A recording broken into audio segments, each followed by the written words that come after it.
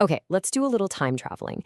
Imagine it's January 7th, 2026. After a completely wild ride, the Bitcoin market is sitting at a fascinating crossroads. In this explainer, we're going to break it all down: the key signals, the outside forces at play, and what could happen next. Let's dive right in. So here's the scene. After this absolutely rocket-fueled run to an all-time high of around $126,000, the market hit some major turbulence, and that led to the pretty dramatic correction you see here. We're now in this really delicate period of recovery, and honestly, everyone is holding their breath. And right now, at this very moment, the price is sitting just a hair above that psychologically massive $90,000 level. This is the spot, you know? It's a critical pivot point where the market is trying to figure out its next big move. And that brings us to the big question, the one that's on every single investor's mind. Was that big drop the end of the pain, or was it just a pause before the next leg down? To try and find some answers, we're going to look at this through three totally different lenses: the charts, the news, and then some potential future scenarios. First up, let's just listen to what the charts themselves are telling us. We're going to start with the 30,000-foot view, and then we're going to zoom all the way down to the minute-by-minute action. Now, check this out. When we look at the long-term weekly view, what's really interesting is this purple line. You can see the price came right down, kissed it perfectly, and then bounced. Historically, this line has acted as the ultimate bedrock, the final line of defense during major downturns. So what is this magic line? It's the 99-week moving average. And it's a big deal because it represents the average price over nearly 2 full years. A bounce off of it like this suggests that, long-term buyers are stepping in and seeing value. You can think of it like a historical trampoline for the price. A touch like this has often meant that the worst is over. But hold on. When we zoom into the daily chart, we get a totally different picture. While that weekly view looks pretty bullish, the daily chart shows we're in the middle of a serious fight. The price is literally trapped underneath a heavy resistance line. So if the weekly chart has a trampoline, you can think of this as a concrete ceiling. And that ceiling is sitting right around $99,000. So here's the deal. As long as the price stays below this level, that medium-term downtrend isn't technically over.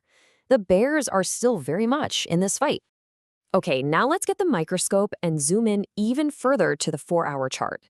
This shows the immediate situation perfectly. It is a complete and total standoff. It's like a tense tug of war between buyers and sellers, and right now, neither side is giving an inch. I mean, look at that. The price is just chopping sideways in this incredibly narrow channel. This kind of action shows an indecisive market that's coiling up like a spring, just waiting for a piece of news or some big whale to come in and force his hand one way or the other.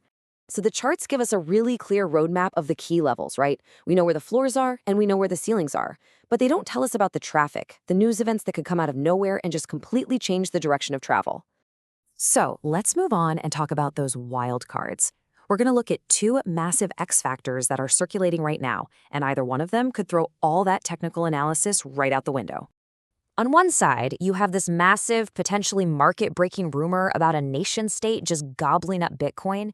And on the other, you have a potential game-changing policy shift from the Trump administration in the US. Let's break down what each of these could mean. So this Venezuela rumor, some analysts are calling it a positive black swan. It's a totally unexpected event that would have massive positive consequences. I mean, think about it. If it's true that a country has been quietly buying $60 billion worth of Bitcoin, that means a huge amount of supply has just been vacuumed off the market. And when supply disappears, well, you know what happens to price.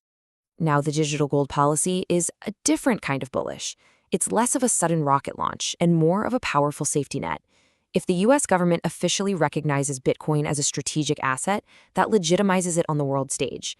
It would create this really strong price floor, making a catastrophic collapse far, far less likely.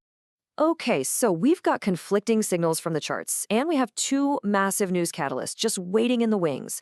Let's put all the pieces of the puzzle together and map out the three most likely scenarios from here. This table really lays it out beautifully. In the immediate short term, say for the next week, we can probably expect more of this sideways grind. Then, over the next month, that's when we get the real test, the battle for that $100,000 mark. But if those long-term bullish signals from the weekly chart hold up, the outlook for the rest of 2026 points towards a full recovery and a push for new highs, maybe even a run to $150,000. But And listen, this is probably the most important takeaway from this whole analysis. That entire long-term bullish forecast hinges on one thing.